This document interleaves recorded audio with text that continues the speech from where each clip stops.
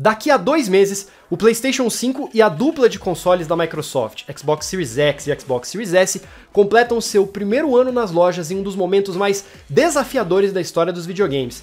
E olha que eu não tô nem falando da pandemia de Covid-19, que bagunçou a delicada cadeia de produção necessária para esse tipo de produto chegar às mãos dos consumidores. Antes mesmo da rápida disseminação do coronavírus e as suas consequências na economia global, esses 3 aparelhos já chegavam às lojas com um grande desafio: justificar a sua existência em um mercado onde os saltos tecnológicos das máquinas já não são mais os mesmos de antes, enquanto esses aparelhos disputam uma fatia cada vez mais concorrida da atenção dos seus jogadores.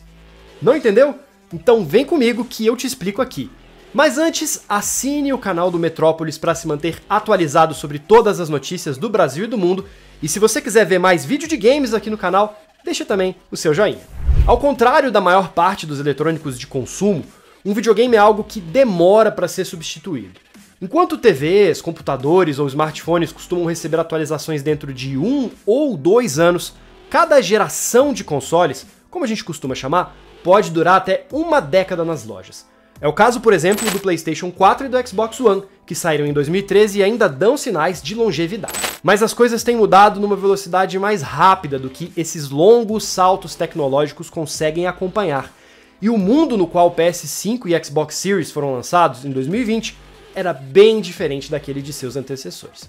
Primeiro, porque ao longo desses quase 8 anos, a ascensão de plataformas de streaming acirrou a competição pelo bem mais valioso entre empresas que estão nessa intersecção de tecnologia e entretenimento, que é a atenção dos consumidores. Quem tá falando isso não é só eu, é a própria Netflix, que em uma carta para acionistas divulgada em janeiro de 2019, declarou que seu maior concorrente não era um serviço de streaming rival, e sim Fortnite, um dos jogos mais populares do planeta.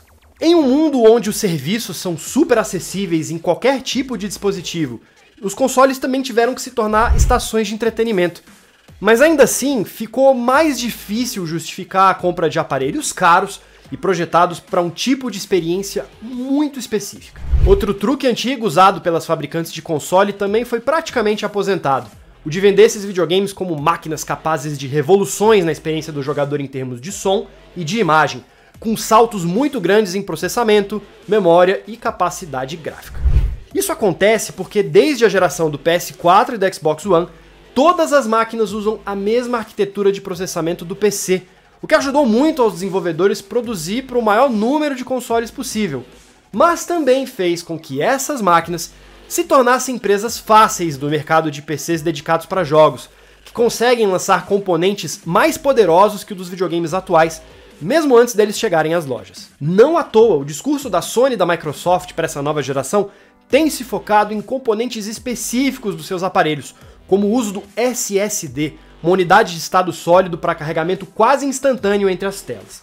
A transição de tecnologia é até nova para o mercado de videogame, mas esse tipo de dispositivo já é usado em computadores há muitos anos. Nesse cenário, tanto Microsoft quanto Sony decidiram apostar em uma estratégia que, curiosamente, não é tão diferente dos serviços de streaming de vídeo: investir com força em conteúdo original. Isso acontece tanto na forma dos jogos exclusivos, produzidos internamente pelos estúdios de ambas as empresas, ou por acordos firmados com terceiros, que estabelecem uma janela de exclusividade em relação a outras plataformas. Entretanto, Sony e Microsoft estão apostando em estratégias de distribuição e modelos de negócio muito diferentes uma da outra.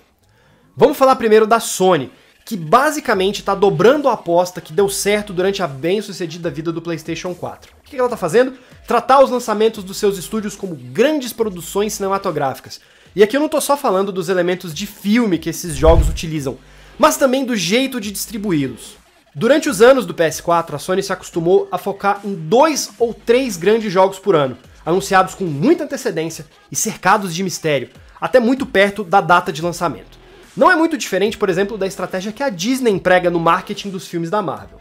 Já a Microsoft, que passou por alguns problemas com a produção interna dos seus jogos durante a geração do Xbox One, passou a focar também em produções originais, mas para o Game Pass, um serviço que funciona de forma parecida com a Netflix. Você paga uma assinatura e pode baixar vários jogos dentro de um catálogo. Os títulos produzidos pelos estúdios da Microsoft chegam ao Game Pass já no dia do lançamento, e a Microsoft traçou uma meta ambiciosa: lançar um jogo próprio no serviço a cada 3 meses. Para dar conta do recado, obviamente, a dona do Windows abriu a carteira.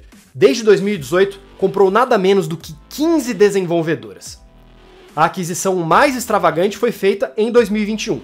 A empresa desembolsou 7,5 bilhões de dólares pelos estúdios da Bethesda Softworks, dona de títulos marcantes da história recente dos games, como Elder Scrolls V Skyrim, e de clássicos como Doom e Quake. Todos esses novos estúdios receberam a promessa de um tratamento similar ao empregado pela Sony com suas desenvolvedoras. Um orçamento parrudo e tempo suficiente para produzir uma experiência memorável. A Sony, por sua vez, também fez algumas aquisições. A mais importante delas foi anunciada no ano passado, a da Insomniac Games, produtora dos jogos mais recentes do Homem-Aranha e responsável por 4 jogos já anunciados do PS5. Ratchet & Clank Outra Dimensão e Spider-Man Miles Morales, esses dois já saíram, e os ainda não lançados Spider-Man 2 e Marvel's Wolverine. A questão que fica é, qual desses dois modelos vai dar certo? Ainda tá um pouco cedo para dizer. O retrospecto recente favoreceu a Sony, que conseguiu capturar a atenção da comunidade gamer com essa sua estratégia de blockbusters, o que levou o PS4 a se tornar o 4º videogame mais vendido da história, com 116,4 milhões de unidades vendidas. E esses games exclusivos receberam 8 indicações e venceram 2 prêmios de jogo do ano do Game Awards, considerado o Oscar dos videogames.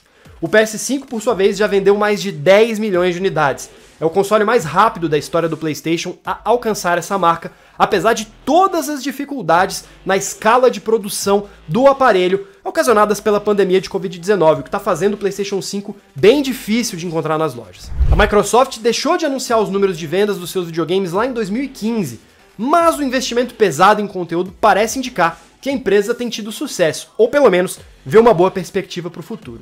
E de fato a perspectiva é boa. 2 produções lançadas pelos estúdios da Microsoft estão na conversa de indicações ao jogo do ano já em 2021. Psychonauts 2 da Double Fine e Deathloop da Bethesda. Esse último, inclusive, é um jogo exclusivo de PlayStation 5 por conta de acordos de marketing firmados antes da venda para a Microsoft, mas provavelmente deve aparecer nas plataformas Xbox no futuro. E aí, o que você imagina desse futuro de Xbox Series e PlayStation 5? Como você acha que esses dois videogames vão se sair nos próximos anos? Deixa seu comentário, assine o canal do Metrópolis para ficar atualizado sobre as notícias do Brasil e do mundo, e se você quiser ver mais vídeos de games por aqui, deixe o seu joinha. Tchau, tchau, até a próxima!